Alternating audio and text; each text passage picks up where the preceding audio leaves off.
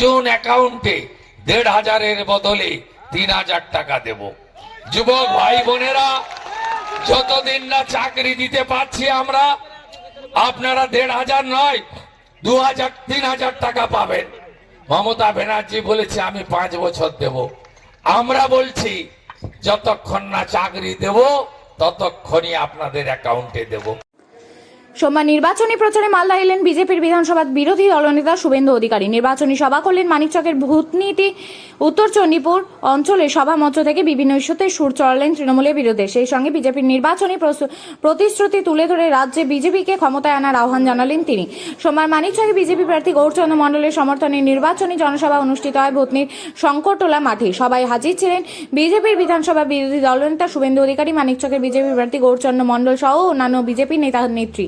তাদের সকলকে নিয়ে ভূতনিতে নির্বাচনী সভা করে বিভিন্ন ইস্যুতে রাজ্যের তৃণমূল সরকারের বিরুদ্ধে জোরদার আক্রমণ শানান শুভেন্দু অধিকারী। একই সাথে তিনি বিজেপির একগুচ্ছ নির্বাচনী প্রতিশ্রুতি তুলে ধরে মানিকচকে বিজেপি প্রার্থীকে জয়যুক্ত করা সহ রাজ্যে বিজেপি সরকার গঠনের আবেদন জানান। আমি সাক্ষী যে আমি এবারে যদি মুখ্যমন্ত্রী হই, কিষাণ জাতির সমস্যার সমাধান করব। আমি সাক্ষী ছিলাম সেদিন মমতা ব্যানার্জির বলে যাওয়া কথা আজ 10 বছরেও পূরণ হয়নি।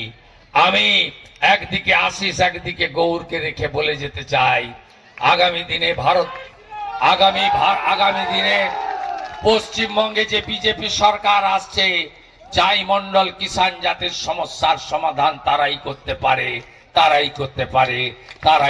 পারে। আমাদের সংকল্পপত্রে কুড়মালি ভাষাকে 8ম তফসিলে, রাজবংশী ভাষাকে 8ম তফসিলে আমরা স্বীকৃতি দেওয়ার কথা বিজেপি বলতে পারে। বিজেপি আপনি কোন দলে ছিলেন এবং কোন দলে যুক্ত? দেখুন, 97 সাল থেকেই আমি তৃণমূল দলটা করতাম।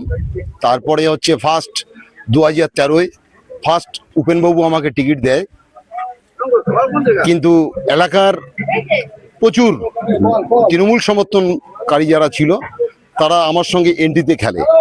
তখন আমি মানুষের কাছে পৌঁছে গিয়ে তাদেরকে বুঝিয়ে তাদেরকে আমার সঙ্গে নিয়ে আমি ফার্স্ট 13 সালের পঞ্চায়েত নির্বাচনে জয়লাভ করি।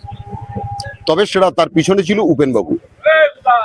পরবর্তীতে 18 সালে আবার নতুন করে আমাদের দলের মধ্যে নতুন করে একটা ফেরাবন্দির মধ্যে আমি পড়ে যাই। তৎকালীন সময়েও আমাকে টিকিট দেন উপেনবাবু। সেবারও একই কন্ডিশন, আমাদের দলের অনেক মানুষ আমার সঙ্গে ছিলেন না।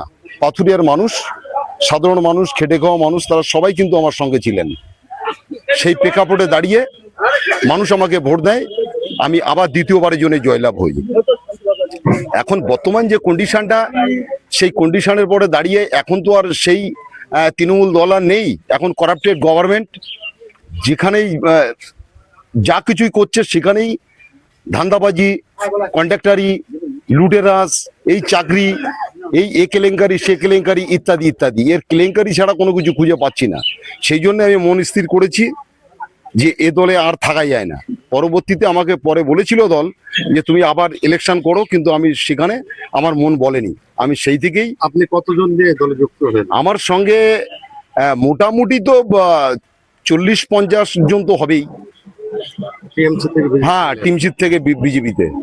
আর এটা আমি কভার করে দেখাবো, আগামী দিনে বিজেপি দলকে আমি দেখিয়ে দেবো। কি নাম আপনার? আমার নাম মীর বিশ্বাস। কত নম্বর বুথ থেকে জিতেছিলেন আপনি? সিন্দানি পঞ্চায়েত 29 নম্বর বুথ, পাথুরিয়া। নতুন যুক্ত হলো আপনার সঙ্গে, আপনার জয়ের হাত তো আরো শক্ত করে দিল, এই ব্যাপারে কি বলবেন? দেখুন, তৃণমূলের ভিতরেও যারা বিভিন্ন পদে রয়েছেন তারা দীর্ঘদিন এই তৃণমূলের যে দুর্নীতি, তৃণমূলের যে অপশাসন দেখে তারা বিরক্ত। তারা চাচ্ছে না, তারাও তো চায়নি এই সরকার, পশ্চিমবাংলার এই সরকারকে যারা প্রথমে ভেবেছিল যে না তাদের পক্ষে কাজ করবে, কিন্তু এখন তো মানুষের জন্য এই সরকার সঠিক কাজ করছে না। সেই দেখে স্বাভাবিক এরকম অনেকেই, বাগদাই একজন নয়, প্রচুর মানুষ আস্তে আস্তে দেখতে পারবেন যতদিন ভোট আগিয়ে আসবেন, প্রচুর তৃণমূলের মানুষ বিজেপিতে জয়েন করবে। ধন্যবাদ।